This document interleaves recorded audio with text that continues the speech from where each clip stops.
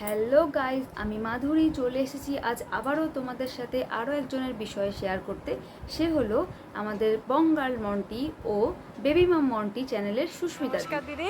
আমি এসেছি Rajarhat new town থেকে। আমি প্রফেশনালি একজন ইউটিউবার। আর আমার চ্যানেলটা এখন বর্তমানে পশ্চিমবঙ্গের মধ্যে বাংলা কমিউনিটিতে সবথেকে বেশি সাবস্ক্রাইবার। এবার আমাদের বঙ্গাল মন্টির সুস্মিতা দিয়েও চলে গেছে দিদি নাম্বার 1-এর মঞ্চে। তুমি কি নিয়ে কাজ করো? আমি baby and mom related video আমার চ্যানেলে শেয়ার করি। বাচ্চাদের মানুষ করার ভালোভাবে কিভাবে আমরা মানুষ করতে পারি, অনেক কিছু শিখতে পারবে। ইভেন একজন মাও অনেক কিছু শিখে তার বাচ্চাকে তার উপর প্রয়োগ করতে পারবে। তো আমার এটার জন্য অনেকটা স্ট্রাগল আছে পেছনে। ইউটিউবার কবে শুরু হলো? শুরু হয়েছে মোটামুটি 3 বছর হয়ে গেছে। হঠাৎ কেন শুরু করলে? হঠাৎ এই ইউটিউবার হব কোনোদিনও এটা ভাবিনি যে ইউটিউবার হব।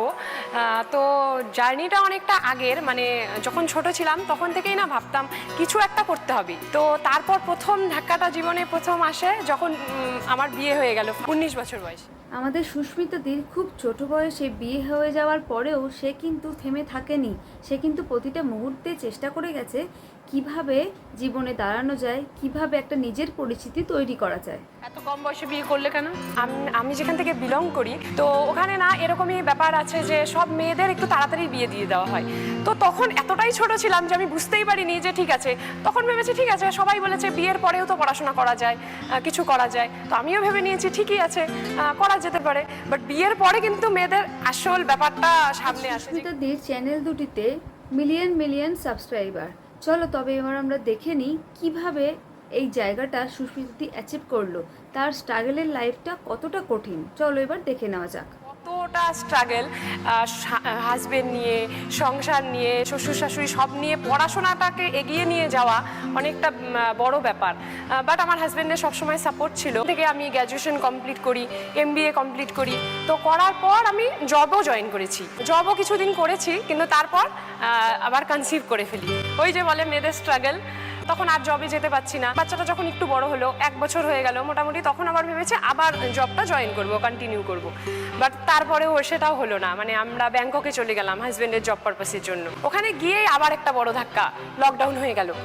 তো তারপরে আমার কিন্তু আমার বেবিকে তখন একা হ্যান্ডেল করতে হতো। কলকাতায় অনেক হেল্পিং হ্যান্ড থাকে, আমার মা বাবারা যে আসতে পারতো বা আমার শ্বশুর শাশুড়ি আসতে পারতো, কিন্তু ওখানে কোনো হেল্পিং হ্যান্ড পেতাম না।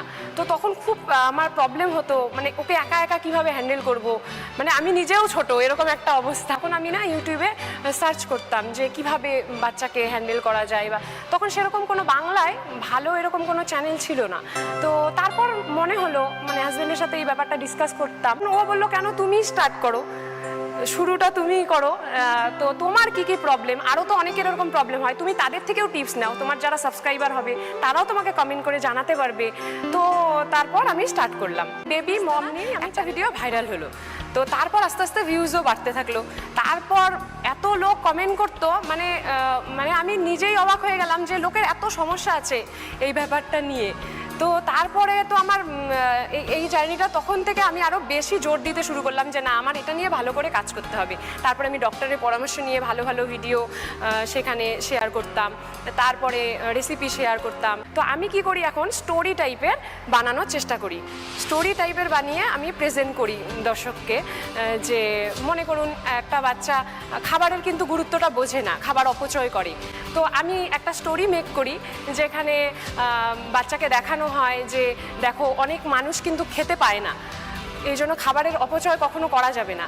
সেটা যখন একটা মাদারও তার বেবিকে দেখাবে, একটা মাও তো দেখতে পাচ্ছে, কিভাবে বাচ্চাদের শেখাবে, সেই ব্যাপারটা কিভাবে বোঝাবে, এই আমার ভিডিওটা দেখে কিন্তু আইডিয়াটা পেয়ে যাবে যে এইভাবে আমরা বোঝাতে পারি। হ্যাঁ, 3 বছরে মানে আমাকে এত ভালোবাসা দিয়েছে মানুষ, আমি মানে নিজেই ভাবতে পারি না।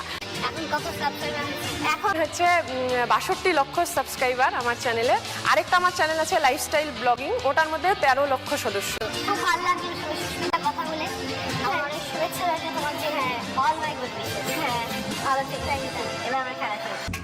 তো ফাইনালি দেখো আমি কিন্তু বসে গেছি তোমাদের দিদি নাম্বার 1-এ কি কি গিফট পেলাম সেগুলো দেখানোর জন্য। তো এটাই হচ্ছে প্রথম আমার সব থেকে বেশি বড় পাওনা, সেটা হচ্ছে দিদি নাম্বার 1-এর মেমেন্টোজ, আমি যে খেলেছি সেখানে সেটা।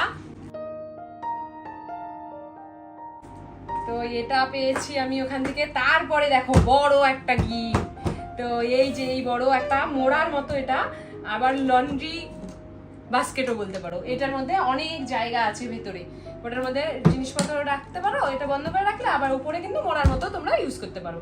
তো এটার মধ্যে আমি অনেক জিনিসপত্র রাখতে পারবো, বসতে পারবো, ভালো একটা জিনিস। তারপরে এই যে এখানে একটা পেয়েছি এরকম ডিনার সেট,